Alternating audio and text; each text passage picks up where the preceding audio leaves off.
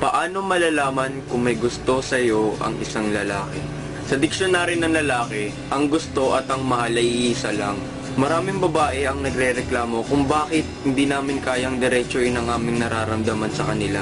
Alam mo kung bakit? Kasi mahirap. Mahirap kaya ma-reject. Pero kaming mga lalaki, gumagawa kami ng paraan para maparamdam sa inyo ang aming nararamdaman.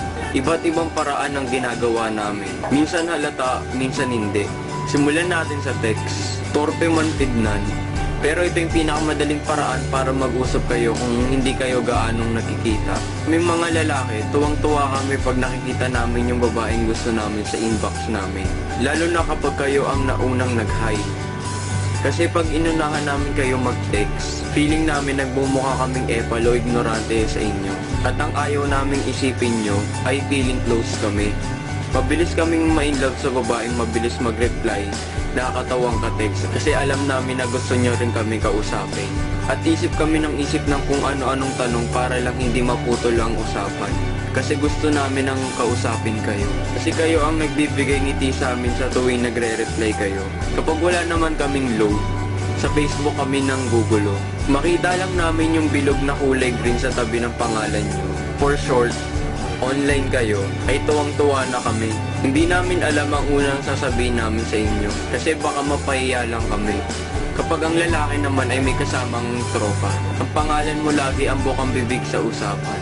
Marinig lang namin ang pangalan nyo, napapalingon na kami kung sino yung tumawag. Nagsiselos o nagagalit kami pag nalalaman namin na may kausap siyang ibang lalaki. Hindi pa tayo pero todo na selos namin. Maniwala kayo pag sinabi namin, lagi kang nasa isip ko. Kasi totoo yun, hindi lang babae ang nagpapantasya. Pati kami rin. Minsan iniisip namin kung anong itsura namin kapag kasama kayo. Kung nahalata nyo na nagpapapansin kami sa inyo, o kinukulit ka at nagiging sweet na kami, huwag kayong mag-hesitate na tanongin kami kung may gusto kami sa inyo.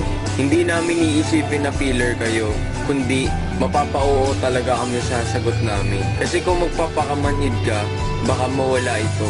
Mahirap i-maintain ang feelings pag baliwala ka lang sa isang tao. Kapag may gusto na sa'yo ang lalaki, kausapin mo siya. Kasi ang lalaking kayang ilaan ng oras sila para sa babaeng gusto niya. Seryoso yun at sigurado ako dun. At huwag kayong mapapol kung alam nyong nilalandi lang kayo. At para naman sa mga lalaki, kasi kami mga lalaki, hindi kami agad naliligaw. Kinikilala muna namin kayo o kaya tinitignan namin kung may chance kami. O kapag umantong naman sa panliligaw, ayaw namin yung mag-e-effort kami at maghintay kami tas ibabasura lang nila. Masakit kasi yun. Kaya babae, kapag ayaw mo sa lalaki, sabihin mo agad. Hindi yung nagmukha na kaming tanga at saka mo lang sinabing itigil mo na ito. Sorry for the word. Para naman sa mga lalaki, kung kaya mo na, at ito na ang tamang panahon para sabihin ang nararamdaman mo. Sabihin mo na, malay mo pares kayo ng nararamdaman at ayun lang ang hinihintay niyang sabihin mo. Kasi hindi lahat ng babae nakakapaghintay. Hindi kung kailang ayaw na nila at sobrang tagal na nila nakapaghintay tsaka mo lang sasabihin. Mahirap din sa part ng babae ang magdesisyon at naintindihan ko yun. Kaya habang hindi pa kayo, ipakita mo na karapat-dapat ka sa kanya. Hindi yung nagustuhan mo lang dahil trip mo lang yung mukha niya. Huwag kang makiuso. Pakita mo na may motibo ka sa kanya. At doon malalaman ng babae kapag may gusto sa kanya ang isang lalaki.